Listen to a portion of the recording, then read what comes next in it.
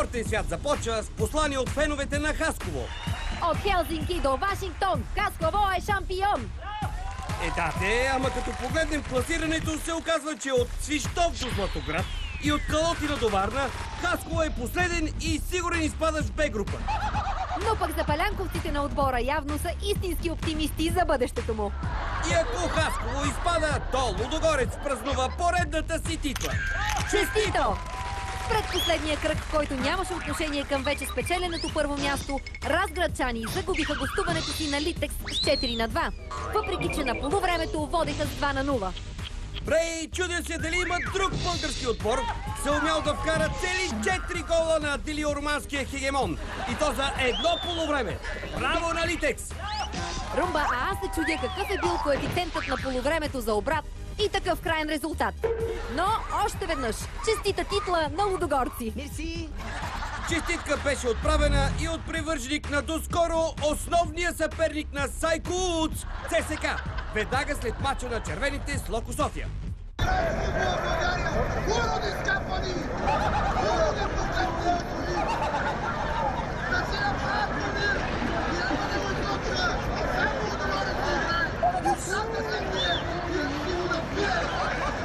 Интересно, как би отговорил Кирил Домусчиев?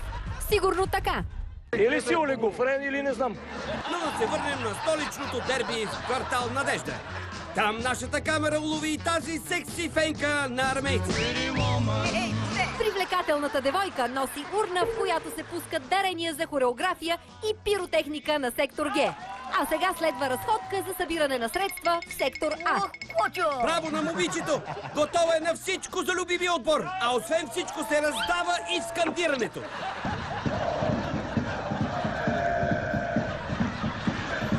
Но като цяло червените запалянковци не бяха доволни нито от равния, нито от факта, че клубът им май ще остане без лиценз. В яда си, един от тях реши да плюе на всичко.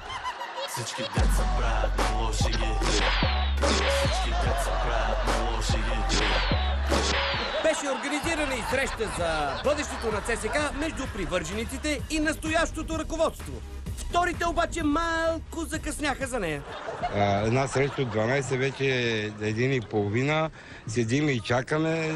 Донесаха ни кюфтета, кебабчета. А плескавици? Те мислят, че сме някъде на събор или на какво. Тук се решава въпроса за ЦСКА. Ще го има, няма ли да го има. Те ми носят кюфтета и кебабчета. Шефове като семейство Манджукови поне ще има манджа под формата на мляно месо. А за да оцелее, ЦСКА може да смени предмета си на дейност и вместо футболен клуб да стане клуб за косвалня.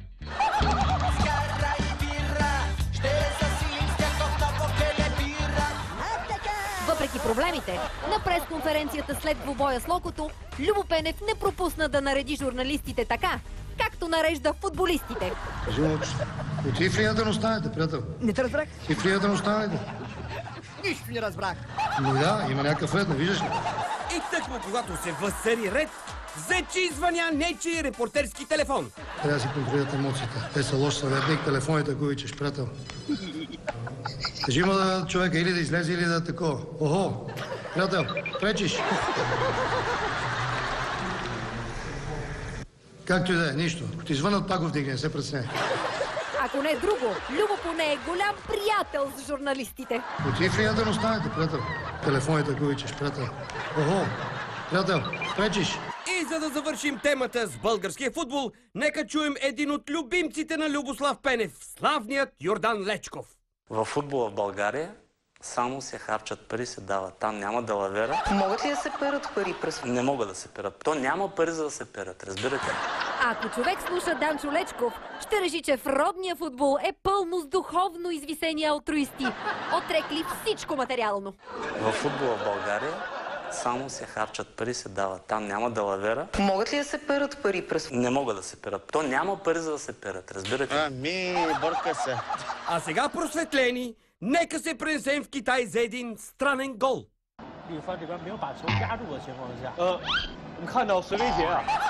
Хванаха ги неподготвени. Тия китайци са гола вода. Не е точно така, Мария. Водата е за вратаря, а голът е за противника. Завършваме с пресконференция на Стеф Къри, MVP на сезон в NBA. Истинската звезда обаче се оказа дъщеричката му Райли. You'll stand right. You stand right there. I want to sit on your lap. Okay. It's entertaining basketball, but it's we're both supposed to That's too well, Daddy. I know. Hold on 1 second, okay? Be quiet. There's gonna be stretches where he plays well, and obviously he did that for his. Hit it again. Did you feel like you needed to do a little bit extra offensively? What's wrong? Thank you.